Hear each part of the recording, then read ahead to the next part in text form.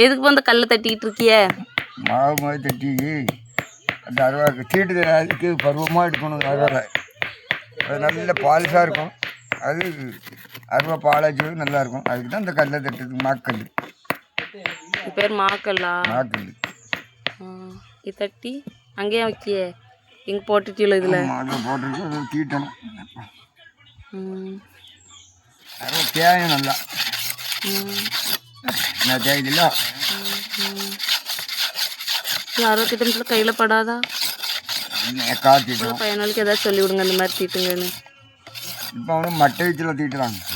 சொல்லி விடுங்களா? நீங்கள் தான் முந்தைய பண்ணிடுறதில்ல, அதை பற்றி சொல்லி விடுங்க. மட்டை ஒரு கம்பை விட்டு வச்சு தீட்டணும். கம்பு கிடைக்காதுங்கன்னு இப்போ. அப்போ இது என்ன கம்பு? இது ஆத்தி கம்பு. ஆத்தி கம்பா? ஒரு பேர் சொல்லி நான் ஏற்றி கிடக்கான். வெறும் ஒரு அரை வயசில் பணம் எடுத்து 3/4 வயசில் வேலையை விட்டுட்டு போயிட்டான். நிறைய அவ்வளோ முடியா